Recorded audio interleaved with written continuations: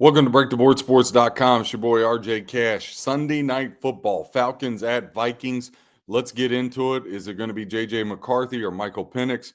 Both from the same draft class. Let's dive right in. Again, you can go BreakTheBoardSports.com. We got our notes blog section. Doesn't cost you anything. Print off those notes. Take them to the sports book with you. Keep them in your recliner. Those help you become a better handicapper. That's what we're all about. If you would like our picks, $1.37 a day for every pick across every sport. Was a great day in college football yesterday. A little bit of heartbreaker with our money line with Notre Dame. But, man, we had Purdue plus 21.5, got across the finish line. We had Cal plus 3.5, got across the finish line. Stanford plus 14.5, got across the finish line. West Virginia plus 7.5, got across the finish line. So we had a really good day. Again, breaktheboardsports.com. Click that like button. Let's get into it. You got the Atlanta Falcons visiting the Minnesota Vikings. Vikings laying 3.5. This opened up 4.5. It's down to 3.5. 59% of the bets going by way of the Falcons. 72% of the handle going the Falcons' way. Falcons, one of the top 5 teams most bet, both money and spread. So people really liking the Falcons. 41% of bets on the Vikings. 28% of the handle. Your over-under right now is setting at 44.5. 67% of bets to the over. 33% of bets to the under. When you look at the money, mirrors each other just about the same. 65% on the handle, 35% to the under, 65% to the over. Money line, right now you can get the Vikings minus 180 if you like the Falcons to win outright. Comeback plus $1.50. That's about even as far as the handle goes in that one. When you break down these two teams, Atlanta, they've been horrific ATS, though Raheem Morris has been better on the road than he has at home. But as I've always said, he's a lame duck coach. Falcons 1-7-1 ATS the last 9 games.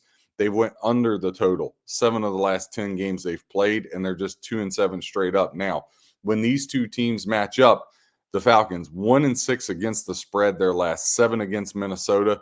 Minnesota 5 straight wins at home and 10-2 straight up their last 12 games overall. Minnesota 13-4 straight up the last 17 times that they have hooked up with the Atlanta Falcons. They've been absolutely dominant when these two teams hook up. Now, they just met last year in Minnesota. Remember the Vikings 42-21. They absolutely rolled Atlanta, and that was with Sam Darnold. And not because of how J.J. McCarthy ended the game, but I just think he's a way better quarterback.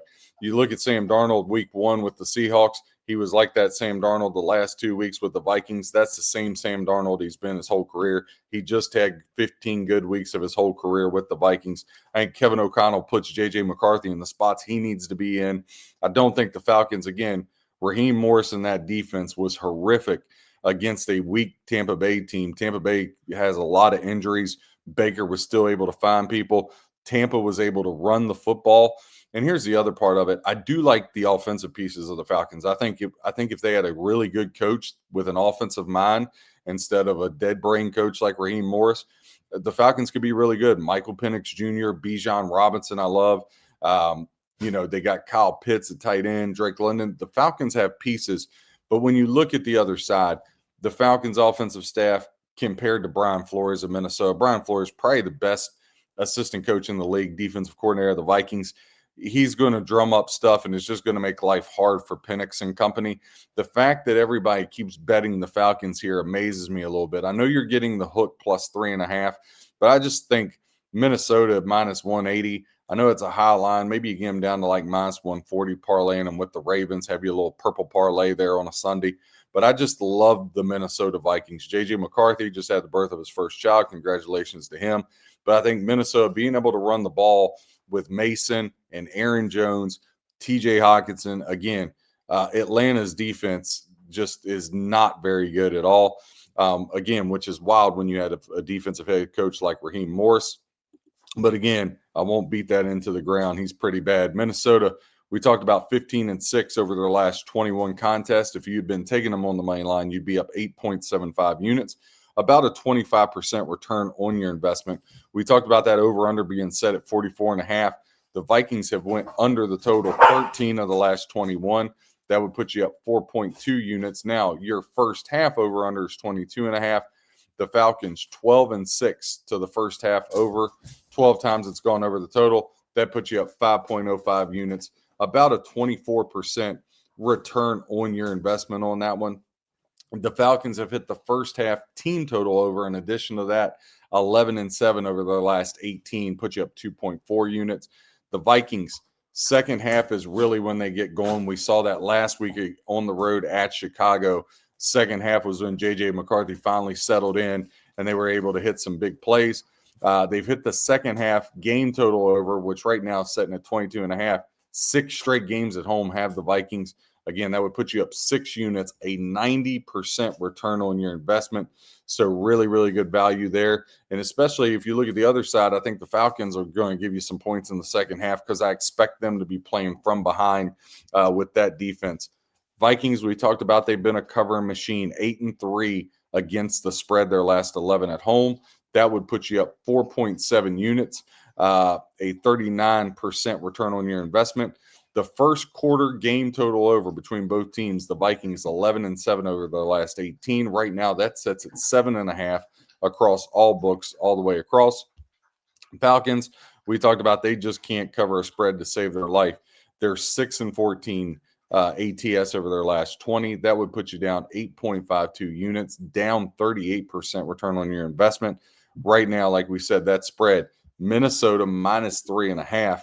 There against the Atlanta Falcons on that one. Fourth quarter spread, Falcons 1-8 their last 8 games on the road. Haven't been able to really cash for you on that one at all. If we get into some player props and stuff, I like to do these for these night games standalone. Kind of hard when we run down the board. Again, go to breaktheboardsports.com. Also, click and give us a like there. If you look at anytime touchdown scores, Bijan Robinson -155. Jordan Mason -110. I like Jordan Mason again, the end zone. I like the Vikings keeping the ball on the ground a little bit more on this one. Kyle Pitts, you can get 3.5 to 1 for the Falcons for him to find the end zone. Michael Penix Jr., if you think he can run one in for you, 7 to 1 there for Michael Penix. Now, when you look at the passing yards, J.J. McCarthy, you can get over 225 plus 108. If you look at Michael Penix, you can get him over 225 yards -118. I actually like Michael Penix to go under the total here in that one. I just think, again, it's going to be really hard for the Falcons to get a lot going. They do have nice pieces, but I just think Brian Flores, it's a huge coaching mismatch in this one. If you get J.J. McCarthy, 2+ touchdown passes, -110. That might be something you look at. Michael Penix, 2+ touchdown passes at FanDuel is -134. Get you some plus money there. Again, click that like, hit subscribe. We break down every NFL game. We have 2 shows, one for the 1 o'clock slate, one for the 4 o'clock slate. Check those out, giving you betting trends and handicapping help. Again, if you want our plays this weekend, we got 9 of them. breaktheboardsports.com. Click on that, $1.37 a day. You guys have a great Sunday. Happy handicapping and